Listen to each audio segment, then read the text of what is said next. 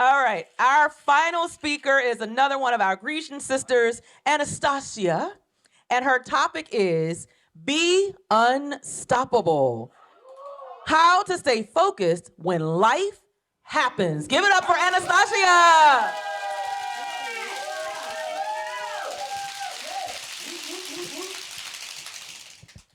Before I start, I want to say how happy I'm to be here with all of you. I've met amazing people and I've learned so much from all of you. Thank you. Who here wants to be unstoppable in life? So I like observing people, and through my work as a coach and healer, I want to observe how people get to be unstoppable. How do they get to the point where there is no turning back, basically? Who here has been in a situation where they came across some experience in life and they said to themselves, how did I get here? How did I get to here? How did I get to this toxic relationship or this work environment that I really don't vibe well with? This is a good place to be because this is a place where we can choose to steer away, to do something else.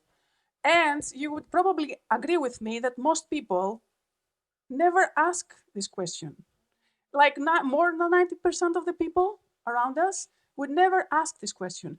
Probably you all at some point had to change course in life. It was back in January 2012 when I was on my very uncomfortable couch in my very small apartment in central Athens. I was aimlessly watching TV when I heard a voice in my head. Yeah, sometimes I hear voices. We all do. And the voice said, is this the life you want? I was like, where did this come from? But what happened then was that a neon light, building sized no came to my mind. There was no way this life was for me.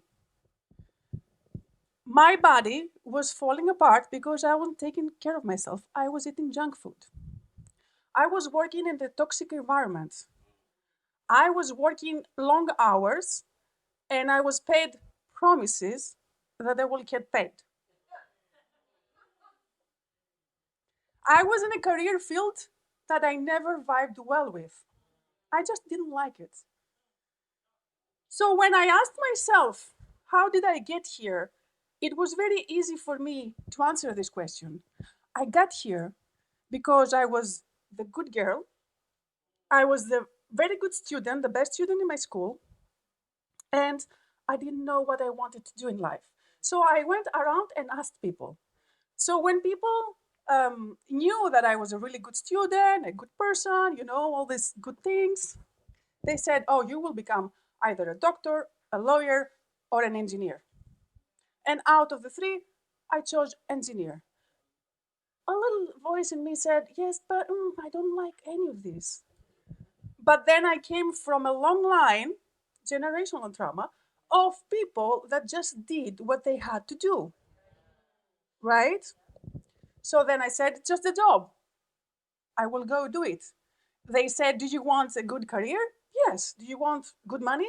Yes. Do you want to travel around the world and be a businesswoman, and make impact in the world as an engineer? I said, yes. Then this is the job for you. And I went to engineering school.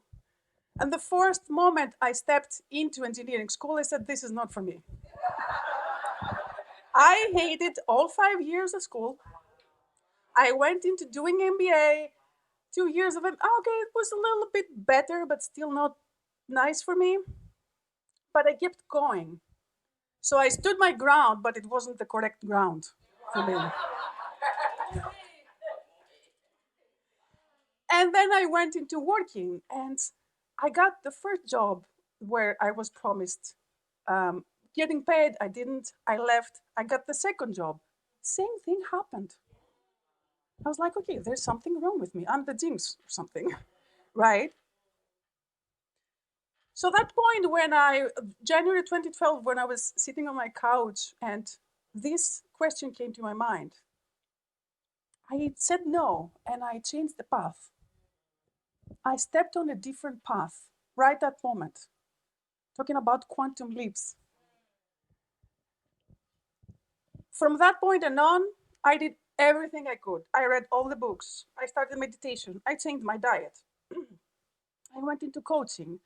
I studied all the Reiki I could find. I went into trying everything. I went into theater lessons, into improvisation lessons. I started making friends because I decided on that moment that I would never, ever be that depressed, lonely, lost person, victimized that I was back then. A few years later, gathering and accumulating a lot of empowerment, finding my tribe, finding the people that encouraged me to move forward, learning a lot of things, working on myself, doing a lot of healing, I decided to build a new vision for myself. So I left the engineering field and I started studying to be a coach and I started working with people, and that really made me happy. I started feeling like the person I wanted to be. I started feeling like there is hope, there is things to do in the world. Life is not just suffering, as I thought a few years before. I didn't have to stay into suffering. And through my work as a coach and healer, and through my um, uh, work with the people, I love observing people, as I said. I've seen a lot of people who have chosen to take a different path, but because life happens, and when we get to a different path, things are not easy, right? They go back. Sometimes they will try for around 1, 2, 3 years, they will go back. Some people will go from employed to being self-employed. They will do it for some time. Things will get tough because they get tough when we get, do you agree with me? When you go from employed to self-employed, things get tough. Everything we have inside us is mirrored back to us. And I realized that, of course, people need to have a big vision. I really love this idea of having a deep sense of why. Why are we doing this? Why are we heading forward? I really wanted to help people. I really wanted to empower people.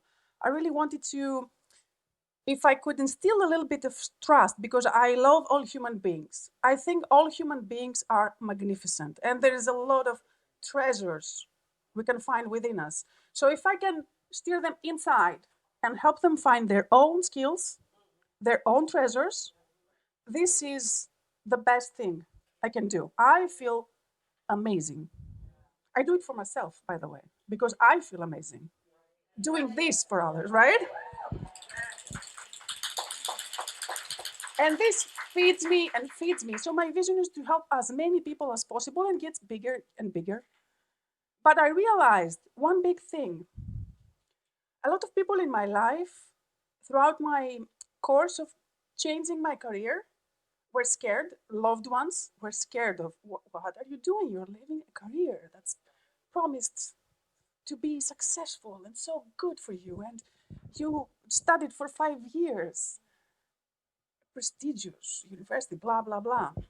And you went to become a coach.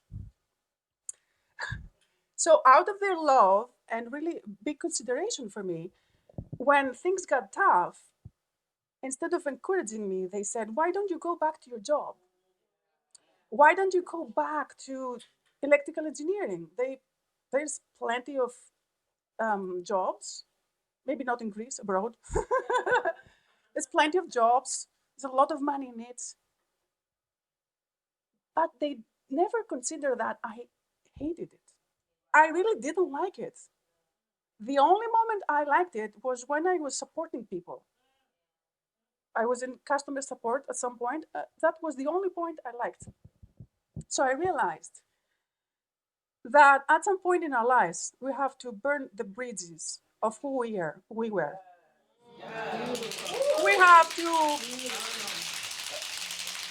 in order to get forward, for the first years of changing my path, I didn't have a vision of what I wanted to do in the world. I only knew there is no way I'm doing this to myself ever again, because I knew where it would lead. 5 years down the road, I would be extremely sick and depressed. So, going forward, there were a lot of things I had to say no to. A lot of habits, relationships, ways of thinking, belief systems that I had to say no to. Things that I thought were me, but they were not really me. So, when doing this every day,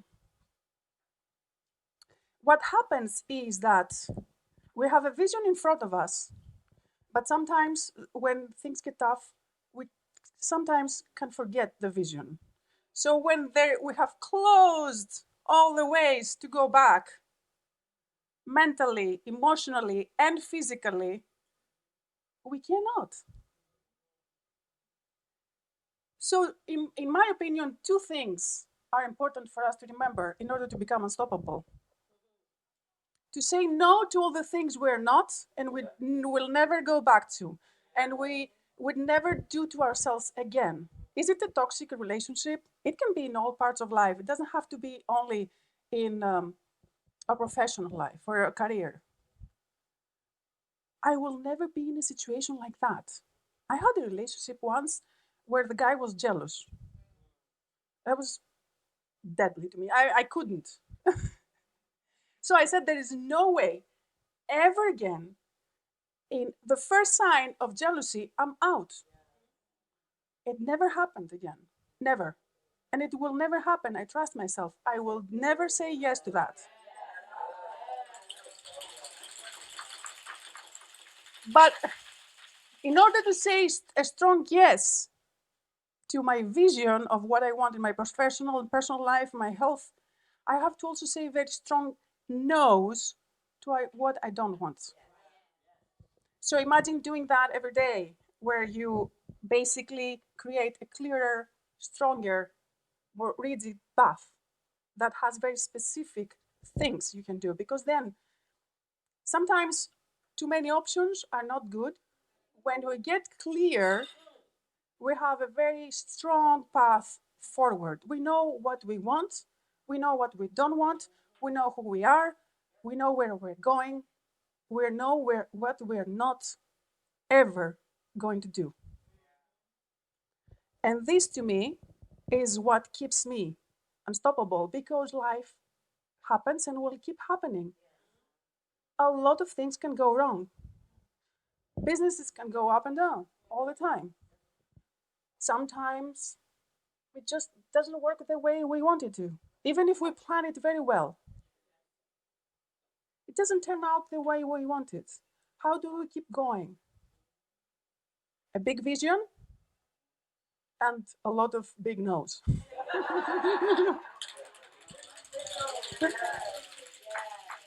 So my takeaway for you and call to action would be to try to do this from now on. Just practice it a little bit of every day. What am I not doing anymore? It could be I'm not doing any doom scrolling on Instagram anymore. Maybe it's not planning anymore. Sometimes I go like that. I want to be in the flow and I realize this doesn't work. For me, the person who always is in the flow is not working. So I said no to not planning at all, right? I had to move forward into putting that a little bit in my life. What is it that you say no to from now on? And what is it that you say yes to from now on? Your yeses are as strong as your no's. Thank you.